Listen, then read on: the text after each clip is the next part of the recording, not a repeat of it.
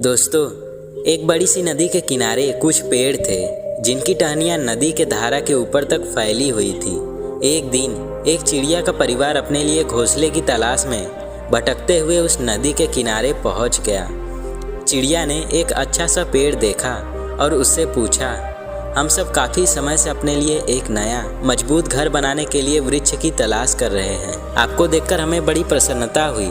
आपकी मजबूत शाखाओं पर हम एक अच्छा सा घोंसला बनाना चाहते हैं ताकि बरसात शुरू होने से पहले हम खुद को सुरक्षित रख सकें। क्या आप हमें इसकी अनुमति देंगे? तो पेड़ ने उनकी बातों को सुनकर साफ इनकार कर दिया और बोला, मैं तुम्हें इसकी अनुमति नहीं दे सकता। जाओ कहीं और अपनी तलाश पूरी करो। चिड़िया को पेड़ का इनकार करना बहुत बुरा लगा। वे उसे भला बुरा कहकर सामने ही एक दूसरे पेड़ के पास चली गई। उस पेड़ से भी उन्होंने घोंसले बनाने की अनुमति मांगी। इस बार पेड़ आसानी से तैयार हो गया और उन्हें खुशी खुशी वहाँ रहने की अनुमति दे दी। चिड़िया ने उस पेड़ की खूब प्रशंसा की और अपना घोंसला बनाकर वहाँ रहने लगी। समय बीता, बरसात का मौसम शुरू हो गया। इस बार की बारिश भयानक थी। नदियों में बाढ़ आ गई। नदी अपने तेज प्रवाह से मिट्टी काटते काटते और चौड़ी हो गई और एक दिन तो इतनी बारिश हुई कि नदी में मानो बाढ़ सा आ गया। तमाम पेड़ पौधे अपनी जड़ों से उखड़कर नदी में बहने लगे और इन पेड़ों में वह पहला वाला पेड़ भी शामिल था।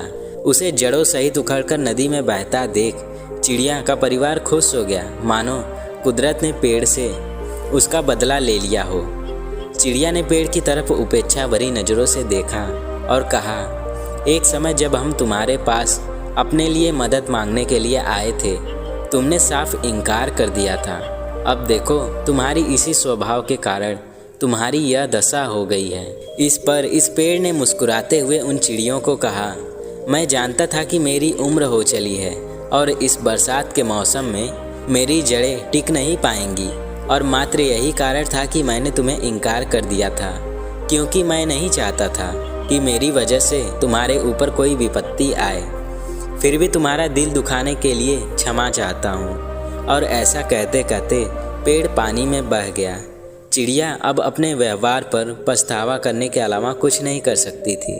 तो दोस्तों, अक्सर हम दूसरों के रूखे व्यवहार या ना का बुरा मान जाते हैं, लेकिन कई बार इसी तरह के व्यवहार में हमारा हित छुपा रहता है। तो दूसरों के मना करने पर कभी बुरा न माने, क्योंकि उसी में हमारी भलाई होती है। और अगर आप मेरी आवाज़ को पहली बार सुन रहे हैं तो चैनल को सब्सक्राइब कर लीजिए और अगर वीडियो अच्छी लगी तो वीडियो को लाइक कर दीजिए। धन्यवाद।